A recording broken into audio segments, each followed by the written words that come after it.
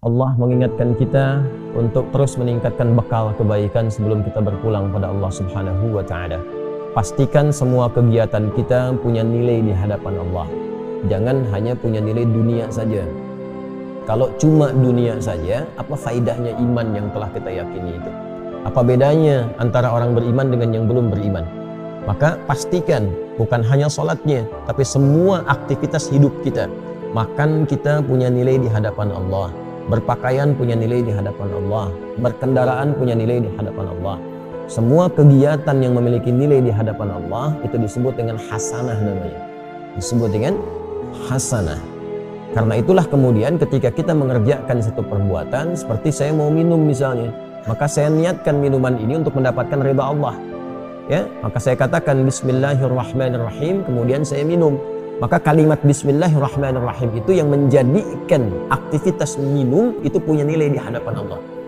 Minumannya sama dengan yang diminum siapapun, ya, menghilangkan haus fungsinya.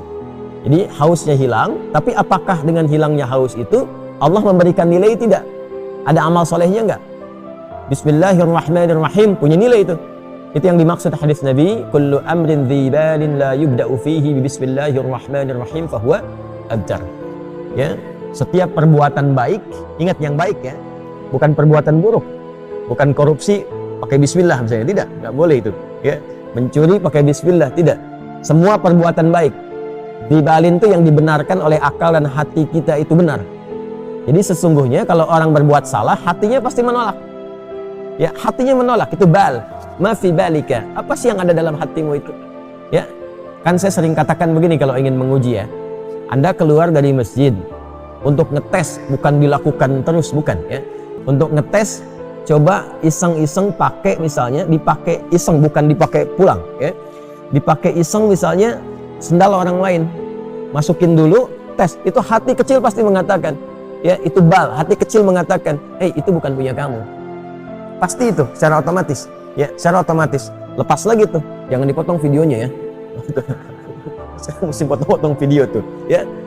Itu ngecek itu seperti itu, hatinya pasti akan protes. Nah, jadi Nabi pernah mengatakan istafti qalbak, ya. Coba tanya hatimu yang paling dalam. Kedalaman hati itu disebut dengan bal namanya. Nafi balik, kenapa lu? Apa sih isi hatimu itu yang membimbing pikiranmu, ya?